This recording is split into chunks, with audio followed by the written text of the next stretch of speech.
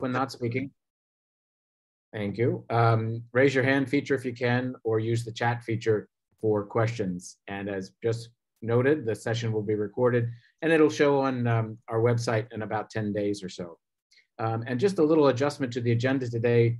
We hope to have Mayor Alan Thompson from the town of Riverdale Park join us at some point to discuss the naming of Plummer Park in Riverdale Park, Maryland. And he'll fill us in on the details of that. It's a piece of property that's been up or is up by the old Airco site and previously was the Field of Dreams. And the city went through a listening session process to kind of find out what to do with it for renovation and movement forward with the community. And hopefully he'll be able to join us. He's on a walk around in the town with a group of Riverdale Park residents. So his time is kind of not his own at the moment. So he's going to call in when he can. So it may be an interruption in the agenda and we'll just start at that time. So in doing that, let's move forward to approval of minutes for the March 26, 2022 meeting. Anne again prepares the wonderful minutes. We certainly appreciate all her efforts in that. So do I have a motion to approve those minutes? Anybody? So moved. Sorry, I was on mute. So moved. Thank you very much. And then we'll move right into the treasurer's report from Michelle. Okay. We currently have $24,054.03 in the checking account. Since we last met, we've had our usual expenditures. Jennifer Flood salary, Brenna Spray, who works on the website and social media, and also some bills that came in for the newsletter, which I hope everyone received. Overall, we're in good financial shape. Great. Any move to approve the treasurer's report as presented? So moved. Okay, thank you. Kathy, second? Second. Great. Thank you so much. Appreciate it. And Maya, if we can go to you. Good morning and welcome. Good to see you. Good morning. Thank you so much. Oh, you just muted yourself, Maya. Thank you, Howard. There you go. I will share my screen now. My apologies. Okay. Let's see. So now we're going to go to our Riverdale updates. We have a lot of exciting things happening at Riverdale.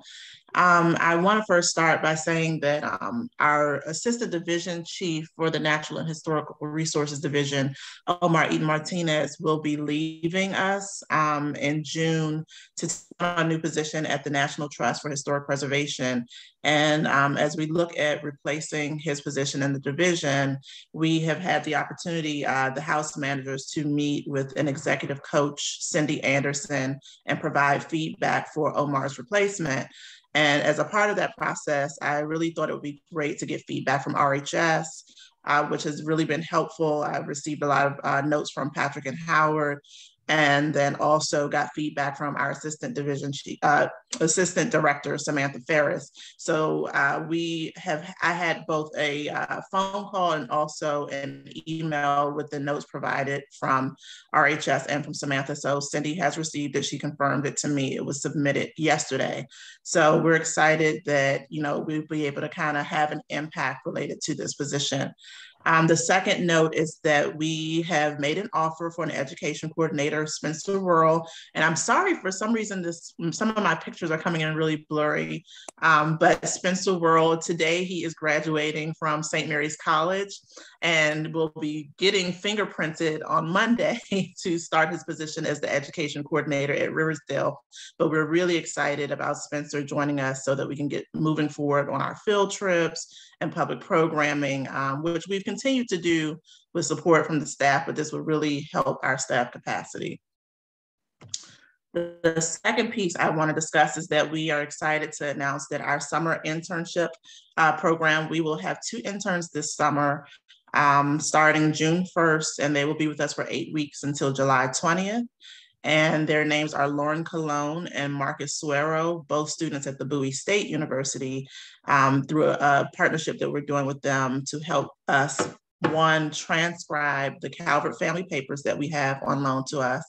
And then also the other student will be looking at helping us with archiving our internal research files as well as our organizational files so that we can plan for succession in the long run, so that when new people come into Riverdale to work, they know how to, you know, access everything. I think that's truly important. And so accessibility, coming from an archival background, accessibility is everything to me. And so that we don't have to lose that institutional knowledge as people, you know, grow, take on new jobs, retire, whatever that may be, just building out a better plan for us to make sure that there's succession.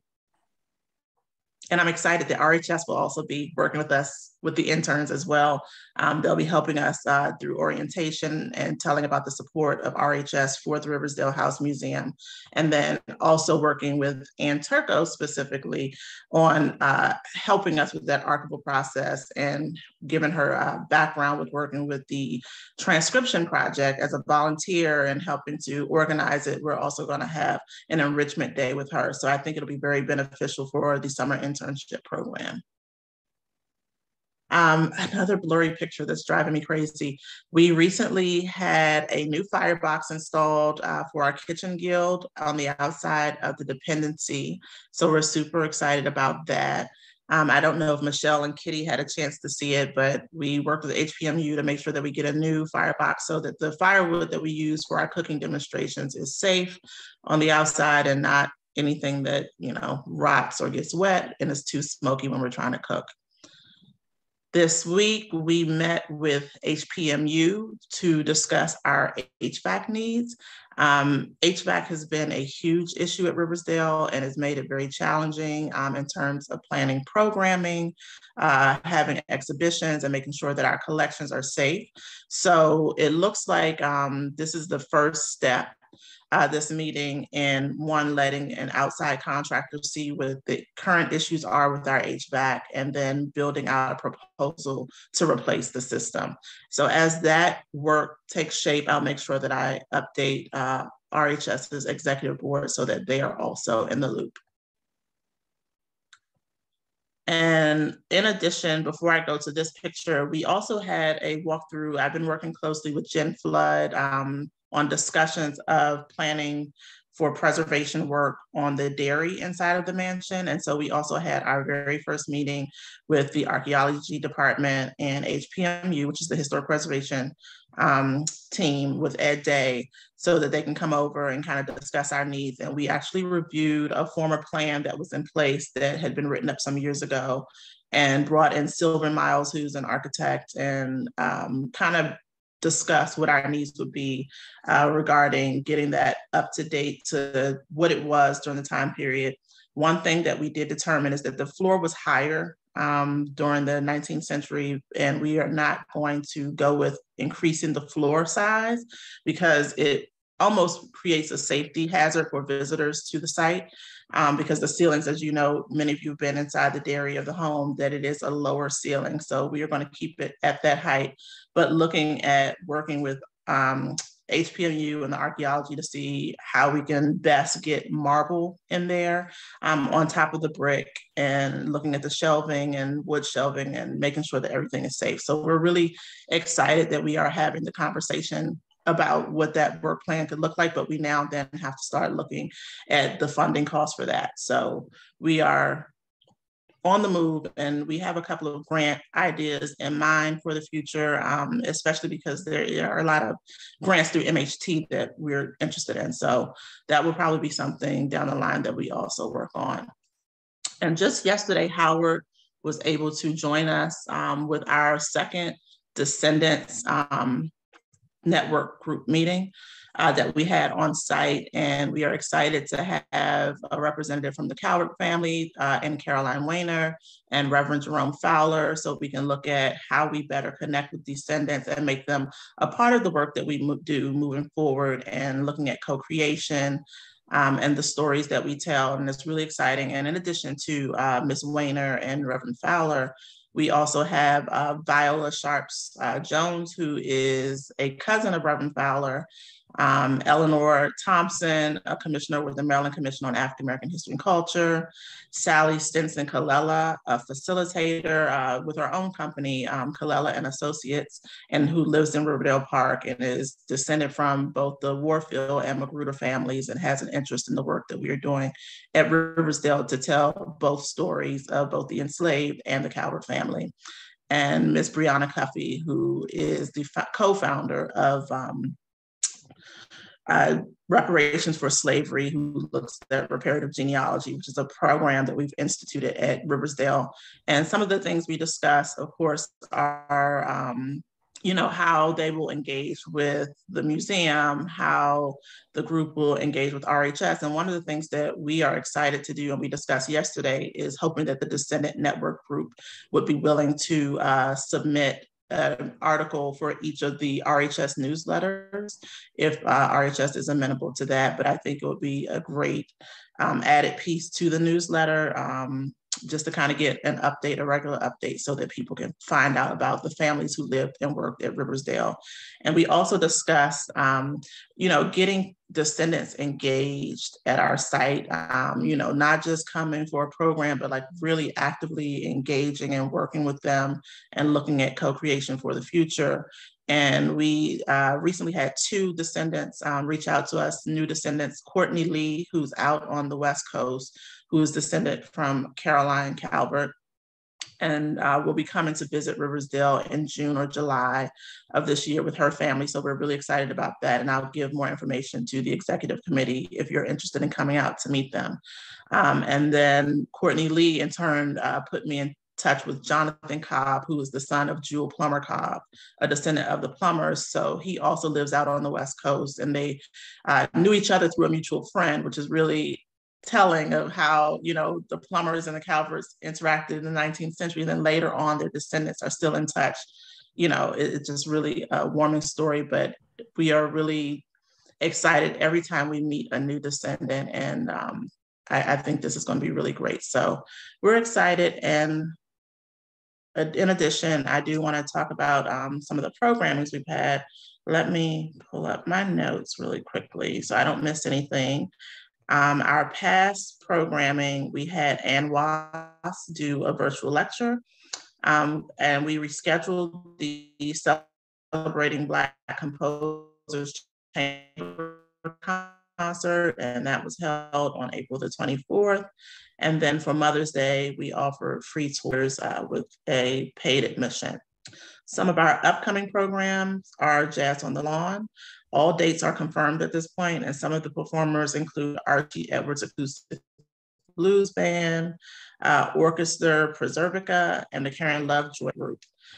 We will be having our Hands-on History Week in July. So we will have a full house with a new staff member, interns, and hands-on history programming. So Riverdale will be buzzing quite a bit.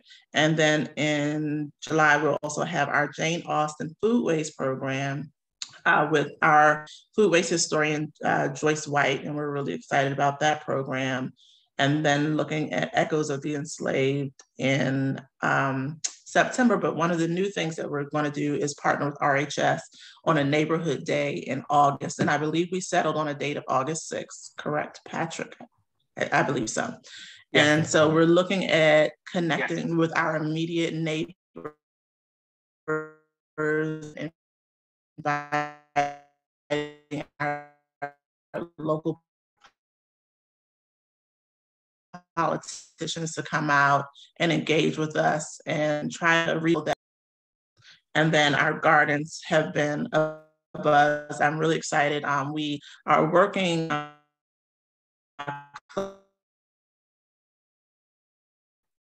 closely with our public affairs and marketing division to make sure that we get some signage about some of the plots that we're setting up interpretation for, because it is an interpretive garden and we want people to be able to come away learning something when they visit our grounds, even if they never step foot in the mansion, or hopefully it will drive people to come to the mansion because it'll be their first point of engaging with Riverdale. And so we are working with our public affairs and marketing division to make sure that everything is bilingual. That's one of the things that we have worked closely with RHS on with our MAP assessment, is looking at ways that we can best engage our local community, which is largely Spanish speaking. And, you know, they visit our grounds quite a bit, but we never really have that full opportunity to engage. They walk through like many other neighbors, you know, just to come through with their dogs, with their kids. They take pictures of the gardens, but wanting to keep that long-term relationship with them, we felt that it was best to start looking at bilingual signage where they understand what's going on at Riverdale, who we are and what we are. So we're truly excited about that. And I think that might be it for my notes. We do have a volunteer open house. That's the last point I do want to make.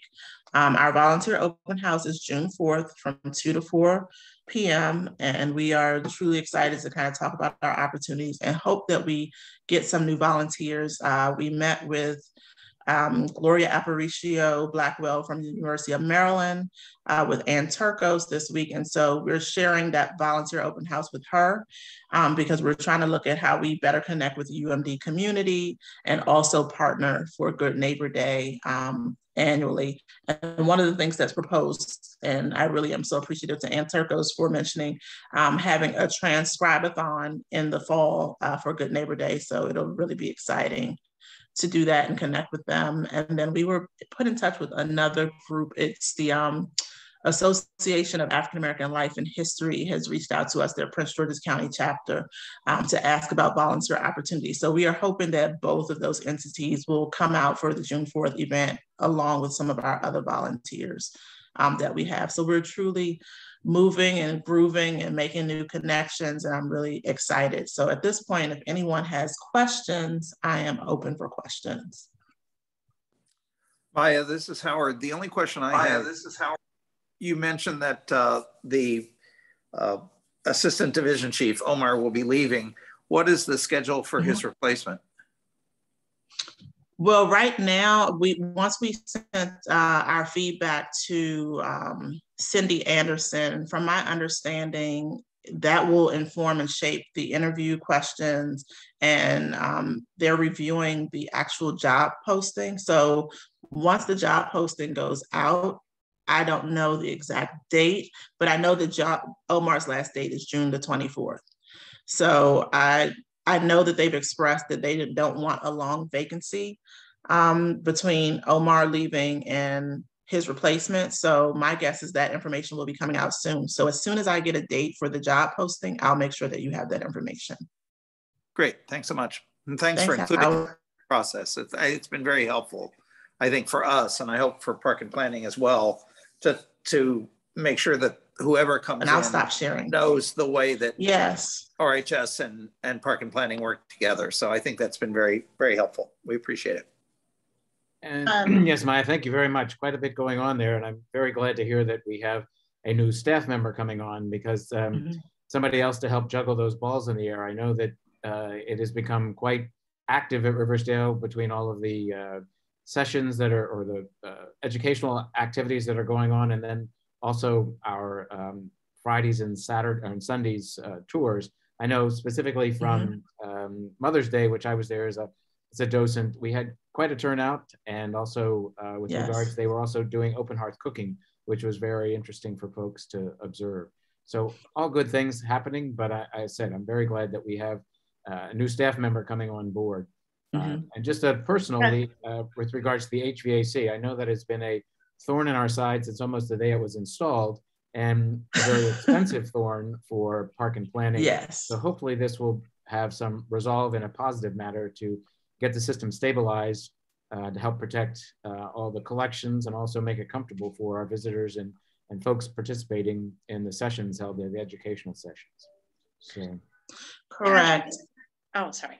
No, go ahead, Michelle. I was just going to piggyback on Maya talking about visitors coming to the house, walking through the gardens. I happened to be cooking on April 10th, and we had a number of people stop by the grounds because they, I don't know if any of you have seen on WETA Signature Dish. It's a new program that they're doing. They're going to, the host is going to various restaurants in the area and highlighting their signature dish. Well, 250 Barbecue in Riverdale Park was highlighted on their first episode. And it just happened that Sunday, April 10th, was it was the weekend right after the first episode aired.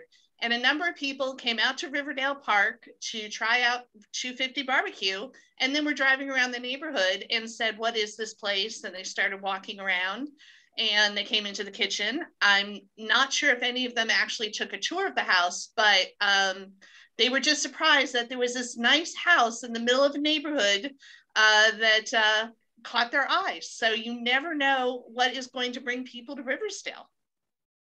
You never know. Well, you never know.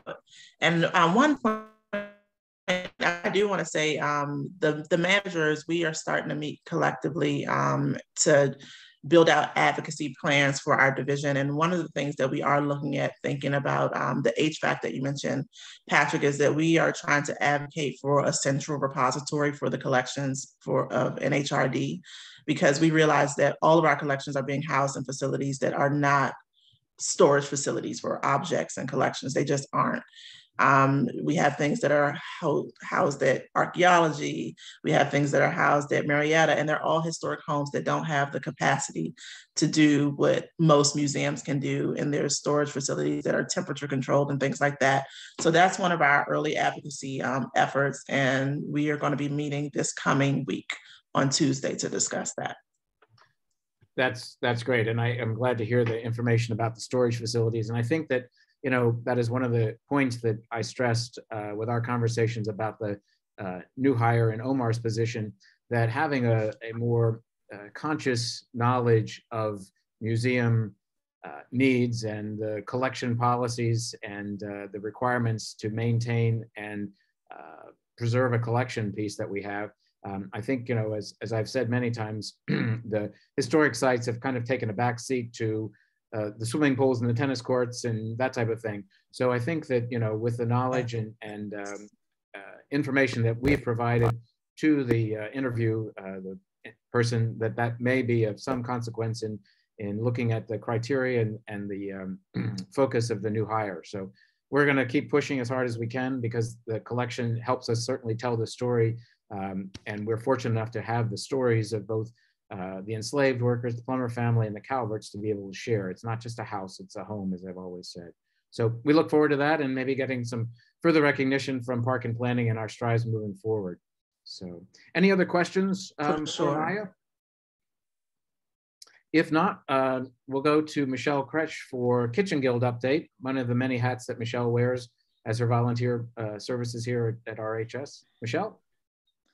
So the Kitchen Guild is in full swing for the season. We cooked in April and May, the last day being May 8th for Mother's Day. We're going to be at the volunteer open house on June 4th, and again on Father's Day. And then we're going to be cooking twice in July and twice in August, along with and also September. We're looking to participate in the Echoes of the Enslaved events at Riversdale that weekend on September 16th through the 18th. We have one returning volunteer, Brenda McKelvin, who some of you may know. She just recently retired from her full-time job and has more time on her hands, and is going to come back and start cooking. And we also have another new volunteer. She inquired about volunteering before the pandemic, and then we all know what happened there. So her name is Jessica Thompson. So we're up to 8 volunteers. I think it's the highest we've been in a while. So we're looking forward to a new season and new visitors. Well, that's great. I'm glad to hear we have some returning folks, and also with the volunteer open house, we certainly may include or encourage some other folks to volunteer. And even there, as you say, they're just walking around the garden, and from reference from 250 Barbecue, they may have somebody else show up too. Let's always hope in that regards. Oh, and I also wanted to thank Maya for the new wood box. I haven't had a chance to go over and check it out yet. And you may not know this, but I'm going to ask anyways. Do you happen to know if it has a hinge or a way for the top to stay open? So we are waiting for them to install a hydraulic arm on it. Oh my They're really goodness. excited about this hydraulic arm. So I met with Brian Carroll last week. In the kitchen guild trying to hold up, one person has to hold up the lid while we get out the wood. So if it's got a hinge or a hook or whatever, you don't know how happy you've made us. I did check it out during the Mother's Day tours, and it's quite the fine build project. It's almost like a piece of fine furniture, but I will have to admit the lid is quite heavy. And I think a hydraulic arm will be very heavy. No question about that. Well, again, thank you, Michelle, for the update on the Kitchen Guild. All good things going forward. And now that the garden's starting to produce, I'm sure you'll have many more recipes to share with everybody going out there. And more volunteers. Beth Alvarez, who heads up the volunteer corp at Calvert Memorial Park, the Paint Branch Garden Club, doing an incredible job up there. The transition over the years has just been overwhelming in many, many regards. From where we started to where we are today is, I don't think there's enough zeros in the percentage that from a million or bazillion or whatever the word is, but it's just improvements have been unbelievable. So Beth, thank you so much for that. And I'll turn it over to you for an update. Well, actually, Anne was able to put together a little PowerPoint of the photos that I sent to you guys recently. So let Anne show the screen and I'll just read my report. And then afterwards, I'll tell you what you're seeing there. So the total number of volunteer hours as of the 10th of May is 1,555 hours. Since the last report, the things that we did at the park include picking up trash, raking leaves, weeding, preparing a bed on the northern perimeter for golden ragwort plugs, planting black-eyed Susans, and 50 plugs each of Pennsylvania sedge and golden ragwort. Thanks to Mary Marshall Levy, one of our members, there was an extremely successful celebration of Earth Day at the park on April 23rd. She was able to recruit 6 family members from St. Andrew's Episcopal Church, and also local residents stopped by and joined. We had our longtime and faithful volunteer, Mary Zhang, as well as members Lenny DeJager, Mary Marshall Levy, Ann Turcos, and myself. On April 24th, National Capital Area Treasurer Danielle Brabazon, National Capital Area Garden Club Treasurer Danielle Brabazon, and 2 members of the University of Maryland chapter of the Service Fraternity Alpha Phi Omega, Kyle Hefflinger and Tom Morris, assisted myself in applying landscape fabric to the eroding hill on the northeast corner of the park. I expect that we will plant additional mountain mint, Indian wood oats, and other sturdy native plants in that area in the fall. Garden Club member Greer Smokovich donated about half of the black-eyed Susans that have been planted recently, and Paint Branch Garden Club funded $325 to purchase the Pennsylvania sedge and golden ragwort. At present, the Garden Club has not begun work on a planting plan for screening the unsightly properties bordering the park. Planting cannot be accomplished until after the proposed fence is installed, as the plants will be compromised by the fence work. Also, the optimal time for installation of trees and shrubs is the autumn months, especially crucial at Calvert Memorial Park, as there is no way to water the new plantings.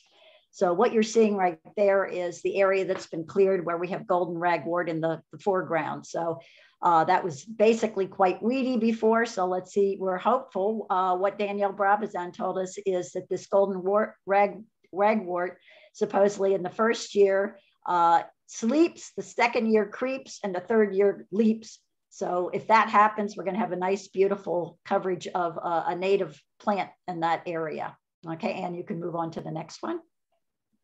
This is part of the outline of the church. We did not put, or actually the Boy Scouts did not put brick there because it would have compromised the tree. As you can see, there's the tree right there. So we have planted in that area of the outline. This is the Pennsylvania sedge, and it looks quite nice now, but actually when it becomes mature, it's going to even look even better. Okay, and on to the next one. This is basically just the front of, as I call it, the north side of the fenced graveyard, just what it looks like now. It is amazing to me. I don't know when those tulips, you can kind of see the remains of the tulips, were planted in that area, but they keep coming up. So more power to them. Probably 20 years ago, I bet. All right, Ann. Easy 20 years. Yeah. On to the next one, Ed. And this is just a shot of the front of the park. You can see the Photinia blooming, you know, and the things that we've kind of moved around, but no more weeds cascading over the brick front. And is there any more? Is that the last one, Ann? Oh yeah, this shows, I did want to show, and I sent this photo out to the people who were the volunteers and others. This is the Indian wood oats right there, and then mountain mint. These are native plants that if we can get them to naturalize that hill, we'll just take over and we will have to do nothing more up there. So that's the hope. I think that's it, right, Ann?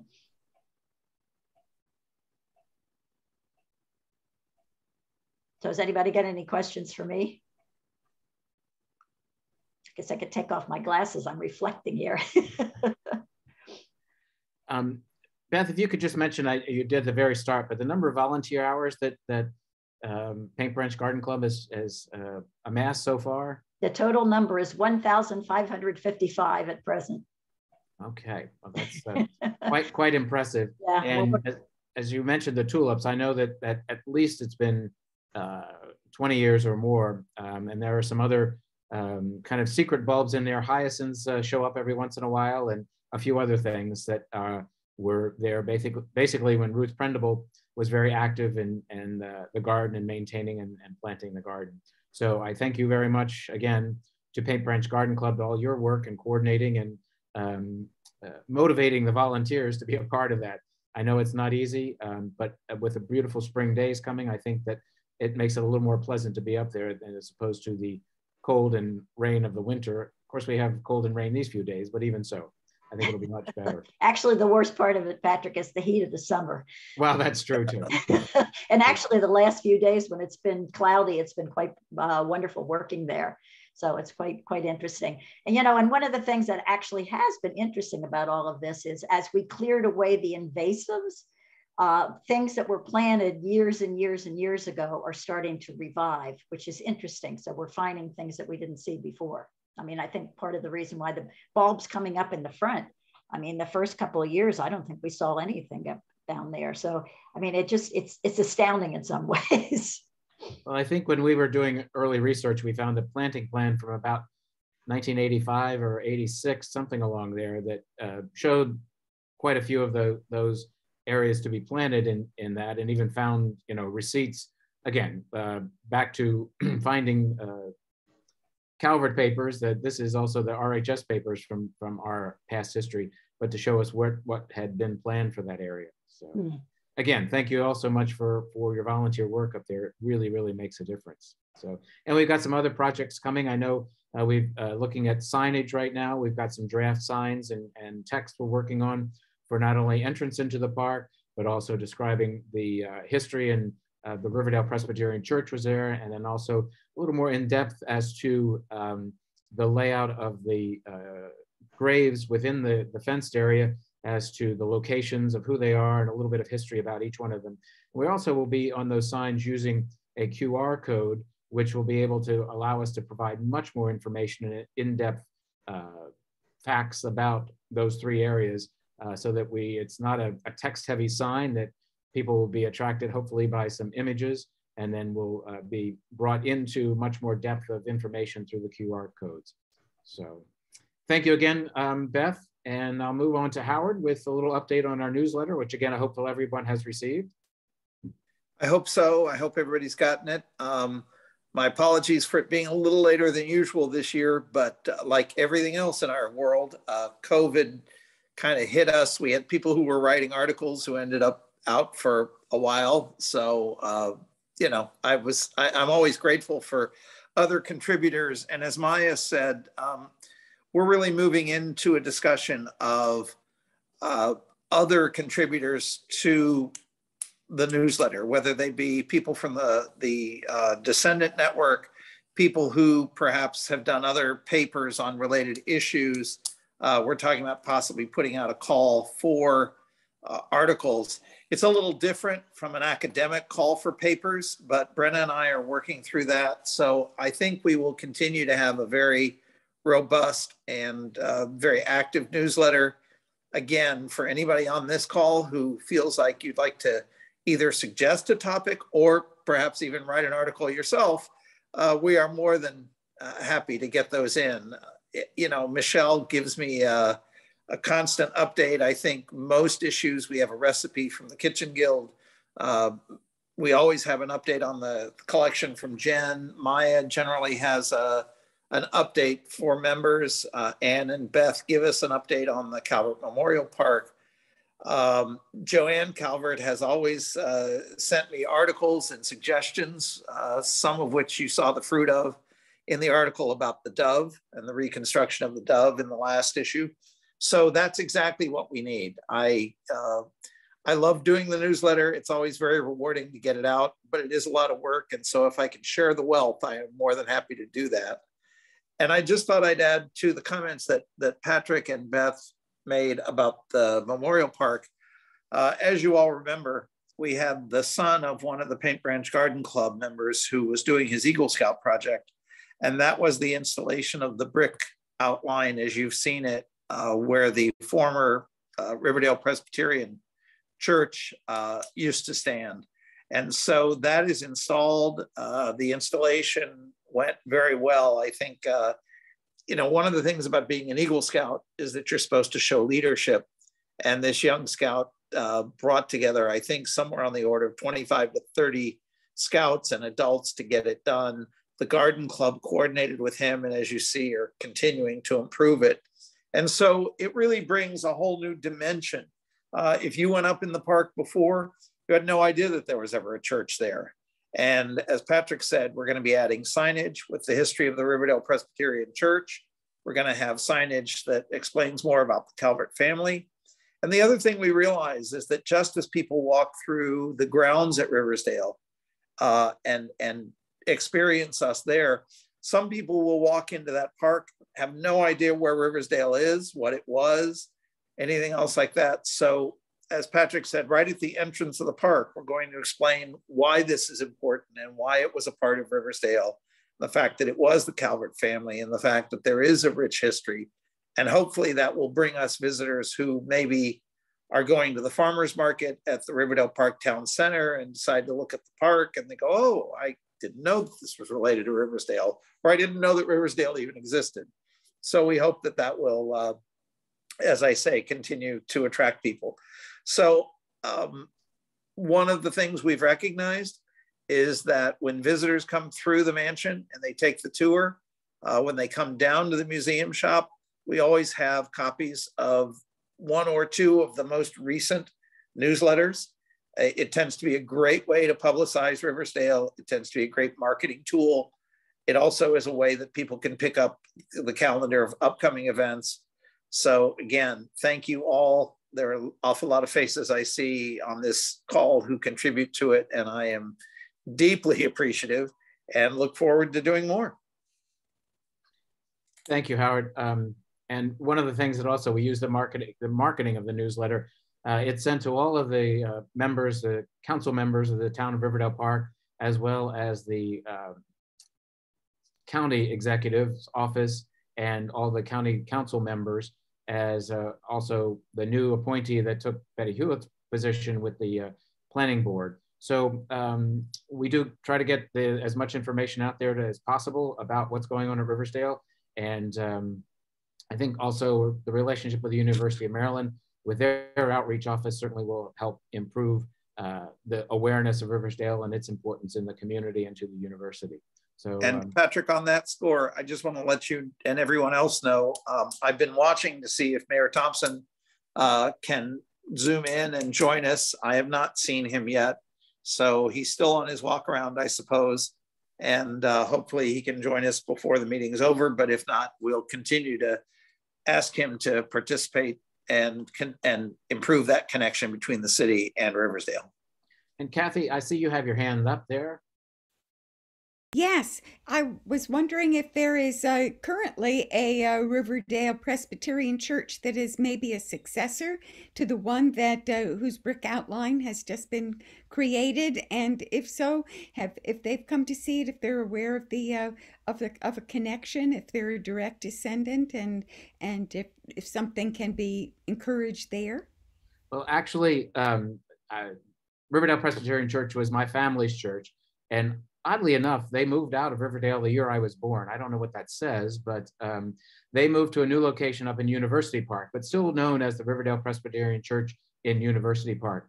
But unfortunately, it's been almost 2 years ago, the congregation has been, that I think many churches have experienced this, just fell almost to nothing. So the church actually has disbanded about 2 years ago. The building was purchased by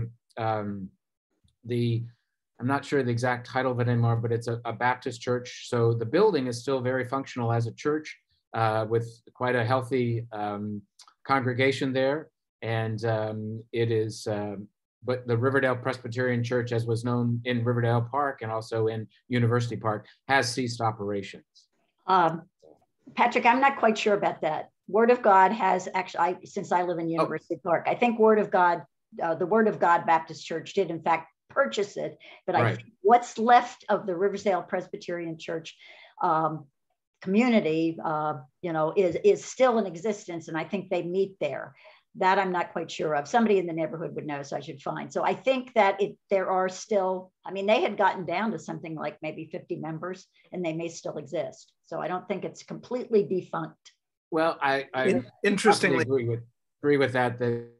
With the Presbytery, the National Presbytery, though, has suspended their, if you will, license or recognition. But interestingly enough, in reviewing the history of the church, it started out as a meeting in people's homes.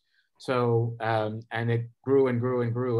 There was Reverend Custis was the primary minister there for probably 30 years. And the congregation grew to about 3,000 people at that time, where they had 3 services a day at the new church and what have you. So it as everything changes, it all comes back to what it was again. So there may be just meetings in the homes. I do know that the minister that was there, the last officially paid minister, has left that position. So again, it may be back to meetings in Custis Hall in the basement of the church or what have you. So, but as a formal church, I believe that it has, from the Presbytery's perspective, it has ceased operation or suspended operations. Great. Interestingly, Patrick, that was the information I got as I was researching the history, is that in 2020, they officially closed down. But Kathy, I think your point is really a great one, and frankly, one that hadn't crossed my mind. Maybe we can reach out to, whether it's a regional Presbyterian organization or the Presbytery or other Presbyterian churches in the area, and invite them to come see where the Presbyterian church was and let them know a little bit about the history of that church that they may not know. So I think it's a great idea, again, of how we can reach out to the local communities in keeping with everything that we've been doing with park and planning about reaching out locally. So that's a great suggestion. Would that brick outline be appropriate for some kind of sunrise service if any congregation wanted to meet up there in the garden, or is that not something that should be encouraged? No, I think actually, I think that's a nice idea. And I think when we reach out to these local churches, we can suggest that if they'd like to, use it for that purpose, or even to bring a Sunday school class to talk about the history of the church or any of those things. I think the more we can tell the history, and Maya's been really instrumental in broadening the story we tell. It's not Riverdale as we know it. It's not the Calvert family as we know it, but that land was part of the Riverdale estate, and telling the story of what happened to it all the way through the 20th and into the 21st century, I think gives us a different perspective. So I love that idea, Kathy. And I made a note that when we talk to the local presbytery or whoever the successors may be, that we'll put that suggestion out. That's terrific. Can I ask a question about the signage? Has any thought been given to doing these signs in Spanish as well? We have. Okay. And what we will probably do is, because we're space limited, they literally, the physical space. Right. What we'll probably do is, in keeping with what Park and Planning is doing, as Patrick mentioned, there's a QR code. Yes. Okay. So we can put just a simple line in Spanish that, for Spanish language interpretation of this sign, or for more history, scan the QR code and they'll be taken to the website, which will be bilingual. Okay. Thank you. Yeah, thank you. All righty. Thank you very much, Howard, for the update on the newsletter and a little more history on the church there. And now we'll go to Jen Flood, our Curator of Collections, for a little update of what's going on with the collections at Riverdale. Jen? Hello, I apologize. My video, again with Zoom, is just grumpy. So, can everybody see that, my screen? Looks great. Okay. So first, I just wanted to start with an update on the mirror conservation. I did meet with the conservator a few weeks ago to discuss gilding and to get a progress update. Sorry about that, let's go back. The Eagle Mise panels have been completed. The mirrored panels have been resilvered. You don't see them here. Right now, the gilt is being applied to match in tone and finish to the original gilding, and that is about 95% complete, which just leaves the reversible patination that needs to be done, which will help create uniformity between the original gilding and the newly applied gilding, because we don't want it to look brand spanking new. So we're trying to kind of work with that so it looks appropriate. And the good news is the completion date is slated for this summer. So June or July, these should be finally finished. So we're excited about that. Then for other collection updates, we've just been working on transcriptions. Again, the items from Ned Fenwick, which is in the newsletter and I discussed last time, those have been accessioned. And then I just wanted to highlight a couple interesting items just for giggles. The first item I pulled was this receipt, which shows the purchase of a hair necklace and a hair bracelet by Charles Benedict Calvert in 1854. Because hair doesn't decay, it was used to immortalize loved ones, both living and dead, in hair work, which was basically jewelry or art made from human hair. And even though it's been practiced throughout history, it became especially popular in the late 18th, early 19th centuries through the 19th century. These two items were purchased, as you can see, from Galton Brothers Jewelers in DC, which was a very well-known jeweler that opened in 1802 by a watchmaker and silversmith, James Galt. It originally opened in Alexandria, Virginia, and then in 1825, it moved to Pennsylvania Avenue in DC. These two images show the store around 1915 when it moved to the next location on Pennsylvania Avenue, 1107. So in 1847, James Galt died, at which point his son Matthew took over, and he remained the sole owner until 1892. So he was the owner when CB bought the jewelry. Galt Brothers, it did close in 2001, and it was the district's oldest business. It was in continuous operation for nearly two centuries. So back to hair work, for those of you who don't know. Here, this picture shows an advertisement for hair jewelry from Galton Brothers, calling attention to their new patterns of hair jewelry. And then the other image in the below right is from another trade catalog from another jeweler from 1870, which shows some necklaces and a bracelet. And then these are period examples of a bracelet and a brooch. So hair work like this is often associated with mourning. The tradition grew in America from practices in Europe and England. It became popular here. It really kind of jump-started with the death of George Washington. And then during the second half of the 19th century, there was an increase in using hair as a token of remembrance as well. The Civil War kind of heightened the desire for memorialization in the US. And then in England, we have Queen Victoria mourning the death of Prince Albert, who died in 1861. But even though it's usually associated with mourning, there was plenty of hair work done that also was shared between living individuals and were given as sentimental gifts between sweethearts and loved ones. So again, we're not sure the specifics of who CB was buying this for.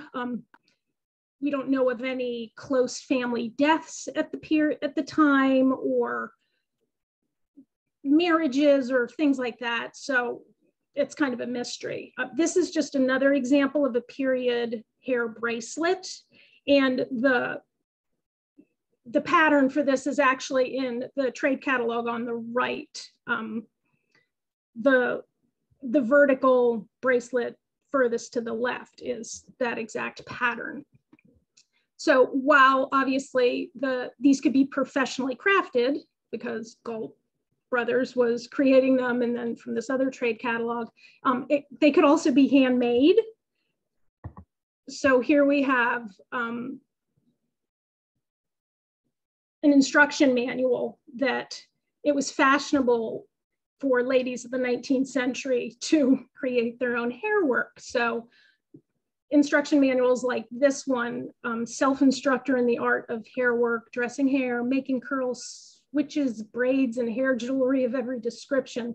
This was published in 1867. So then I just show you, there's a necklace pattern and a bracelet braid since CB purchased. Jen, I just want to mention, I hope everybody can see on their screen that text. That is the most complex set of instructions I think I've ever seen for anything.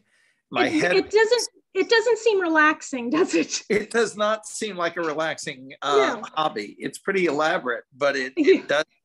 It shows you how that really elaborate patterning. How they got there. It would make me nuts. Yeah. There's also, I was reading about the work just to, you get the hair, then the process of cleaning the hair and making sure all the hair is the same length. And here you can see the first line, take 16 strands, 20 hairs in a strand. It's like, forget it. I mean, there's no way. And then, so this picture shows you need, in order to do your own hair work, you need a round table, which was called a braiding table, or they also had ones that you could clamp onto the table.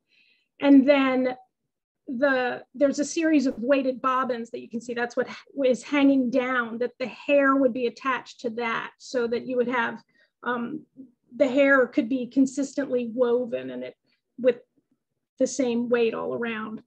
So yeah, I'm with you. I would not tackle this project. So as an art form though, hair work, it peaked in the 60s and then it was basically out of fashion by the early 20th century. So again, we don't know any of the specifics. I looked through Daybook from 1854 to see if there was any mention of some big happening, death, marriage, something that he wanted, memorialized, but I couldn't find anything. So it's just another, I thought the purchase of hair jewelry people might not be too familiar with. So then in addition, for those of you who didn't see a recent social media post that we did, I wanted to highlight it here. So in this letter, in August of 1838, Julia, who's pictured here, who was George and Rosalie's youngest child, she wrote this letter to her brother, Charles Benedict. And at the time she was 24 years old. She was a married mother living with her family in Virginia. And in a portion of this letter, she inquires about a man named Ennis, writing, "If Ennis is working out at Riverdale now, will you please ask him if he could make me a couple of sofa frames like the big one in the dining room at R. Only the arms lower, say a little more than half as high as the back. That is, if you can spare his time that long, anytime this summer or fall. It's impossible to get a cabinet maker to do anything of that sort for you." So first, when the visitors ask, which they often do, in my experience, was there really a sofa in the dining room at Riverdale? Because Rosalie mentions it. This letter confirms, yes, a sofa was in the dining room at Riverdale, which is why we have one on in our interpretation there. But more importantly, who was Ennis? So we have a few clues. We do know that an Ennis Scott was manumitted by George Calvert in 1825, twice, after the first deed was found defective, having not been acknowledged before a justice of the peace and not having two witnesses. So the manumission you see on the left, it reads, "I hereby certify that the bearer hereof, Negro Ennis, who calls himself Ennis Scott, a bright mulatto man about 27 years old, 5 feet 8.5 inches high, having a large sear on the right side of his head and 2 small ones on his forehead, all occasioned by cuts, that the said Ennis Scott is a free man and became entitled to his freedom in virtue of a deed of manumission by George Calvert, bearing date the 7th day of April 20, 1825, and duly recorded in labor, et cetera, et cetera." So we do know that the Scott family included a number of people that worked and lived at Riverdale and in the surrounding communities, both enslaved and free and hired by the Calverts. We know from, there's mentions of Scotts in the Plummer Diary, in Out of the Depths. So we know William, Harry, and Lorenzo Scott were 3 brothers, but we don't see a lot about Ennis. Between 1838, when Julie wrote this letter, we can't find him again, really, a mention of him in census records or anything like that, but it appears that after his manumission in 1825, that Ennis Scott remained in the area and he still worked for the Calverts as a hired skilled craftsman and cabinet maker, at least periodically. But then we don't find his name yet, we're still looking, until 1858, when we see his name last mentioned in the Plummer Diary, where Adam Francis Plummer mentions or writes death of Ennis Scott on April 23rd, 1858. So again, it's just another, I just wanted to highlight this as another example of, as we're still working to kind of create a more inclusive interpretation and just expand our work. So research never stops. And that's it. Any questions or? Jen, thank you very much. It's incredible what can, as we understand, going down the rabbit hole just from one receipt of hair jewelry, if you will, as to what really does that mean and what's it involved in, and the abilities to do that. I can understand why it fell out of fashion to try to make that. It's quite intricate. When you're talking about Ennis Scott, were you able to find any connection to Will Scott, who was reported as the coachman for the Calvert family? Or is that a different family, or do we have any idea? No, I mean, we believe they're all part of the Scott family. Okay. We don't know how exactly Ennis is related to Will Scott. It's just, we just assume he's part of the greater Scott family that, you know, was part of the Riverdale community. Right, okay. All righty. Well, thank you very much. Any questions for, I see Maya, we have a hand up there. Jen, correct me if I'm wrong. I don't know that we tied it to Will Scott, but through the land record manumission, it does say that he's someone's brother. Is that correct, Jen? It says he was the son of the late Jonah Scott. Yes. So, but again, we're still looking. I have not been able to determine or find another mention of Jonah Scott. So perhaps Jonah was a brother of Will. We're still working on that. We may need to tie in Joanne Calvert for this. So yeah. You know, I just want to add, Jen, this is exactly, I mean, we sit in meetings and we talk about how we want to expand our interpretation, and we talk about how we want to bring these unseen, unknown people to life. And it's thrilling. I mean, it's just unbelievable. Ennis Scott is a name that I would bet none of us had heard until you began to dig. And, you know, Will Scott, we've talked about that before, but his possible relationship, but even if he wasn't related, we know when he lived, we know he was a furniture maker, we know when he died. I mean, suddenly these are real people. And this is exactly what I think we're trying to do. And it's remarkable work. And you just keep coming up with them, and it's great. It really is it's such an important and meaningful, to me, expansion of the story we've always told. So thank you for all that work.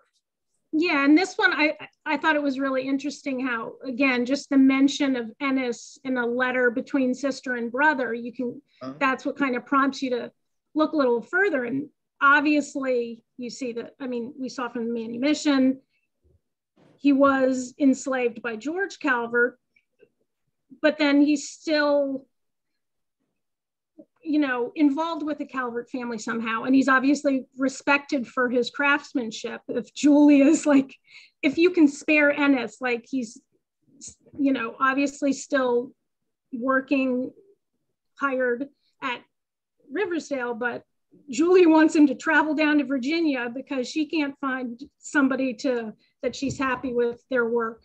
So he's obviously talented and, you know. Well, and I also think, you know, probably most of our visitors and most people in America thought that, you know, there were slaves and then suddenly the Emancipation Proclamation was written and they were freed. But here's George Calvert manumitting Ennis Scott 40 years before that. And so, you know, the story is never as simple as it reduces to in sort of popular learning and popular culture. It was much more complex, and the Calvert family was a great example of that.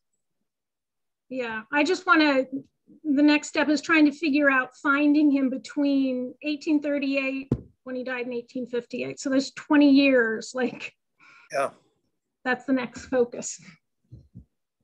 Great. Well, thank you, Jen. I know you have a long list of focuses that you're working on as you keep finding the new documents and they're being transcribed and all.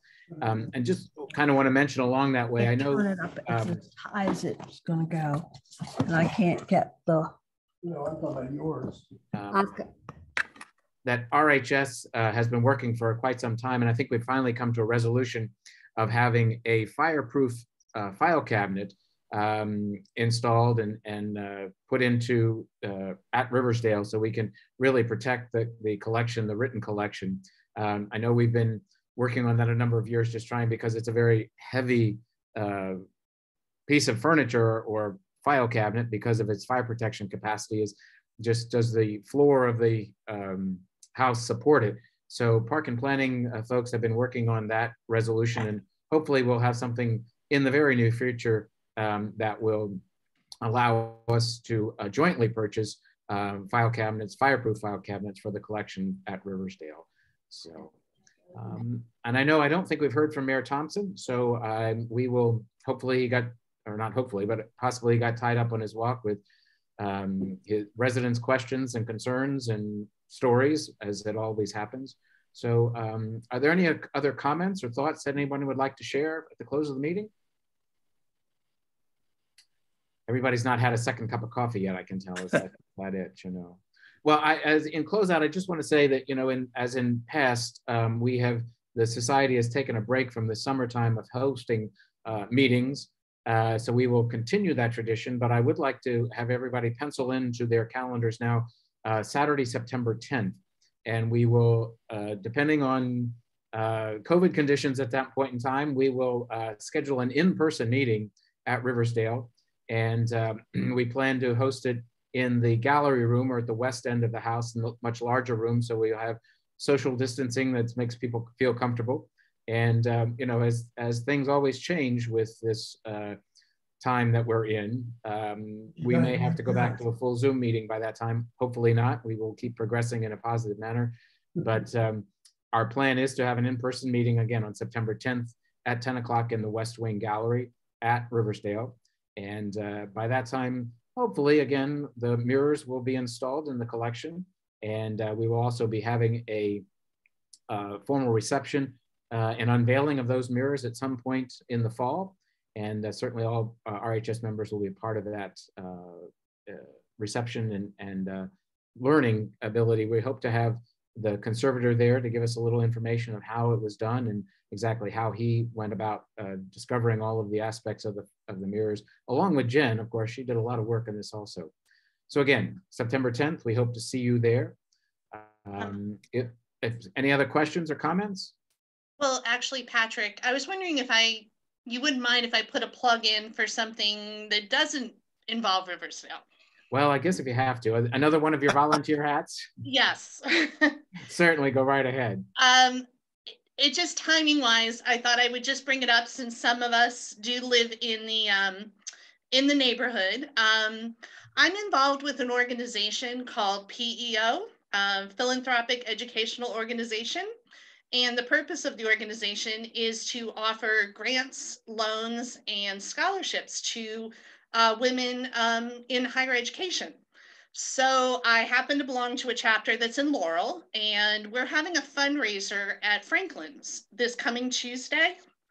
It's all day at Franklin's, and it's for carry out. It's for dining in the restaurant, dining on some of their outside tables and in their general store. And our chapter will receive 20% of individual checks when you purchase or have a meal at Franklin's. All you have to do is mention your receipt goes towards the PEO fundraiser. So if you're in the neighborhood, if you like Franklin's, if you're looking for a unique gift or maybe even a bottle of wine, and you're in the neighborhood on May 17th, this coming Tuesday, just think about supporting this other organization that I happen to be involved in. That's great. Appreciate it. And I hopefully that people are hungry and or thirsty on the 17th. You can stop by Franklin's. They've got a great outdoor tiki bar. If you're interested in that kind of experience. You can believe you're in the South Pacific a little bit until the trains go by, and that kind of changes the mood, but it's a very fun space. So, okay, on that note, any other questions or comments or closing remarks? Patrick, I would just reiterate one more time. Maya mentioned it in her report. If people will put August 6th on your calendar, we are looking to do a big neighborhood open house picnic sort of thing, details to follow. But as we look towards July, August, September, please put that one on the calendar, and we hope as many RHS members as possible can be there. Great. All righty. Thank you. And you can keep updated all these events that changes and updates and additions at our website, which is riversdale.org. And we hope to see you on the 10th in the meeting or at Riverdale for a special event or just a tour to remind yourself of what's going on at the site. Again, thank you very much for all of your help and participation with the society, and have a great weekend, and hopefully it'll become a little bit more sunny. Thank you. Thank you.